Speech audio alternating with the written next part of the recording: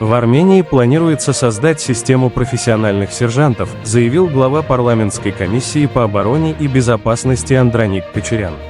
На днях на заседании нашей комиссии мы проделали первый законодательный шаг, где, в частности, возникла проблема после первого чтения.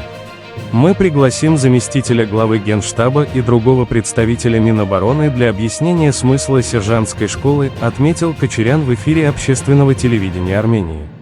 По его словам, на сегодняшний день основной кадровый пробел заключается во внутреннем сержантском звене. Мы начинаем этот процесс, в частности, 8-месячную программу сержантского корпуса, а далее 6-месячную программу подготовки бригадных сержантов. С внедрением сержантской системы степень управляемости нашего внутреннего звена существенно повысится, сказал Кочарян.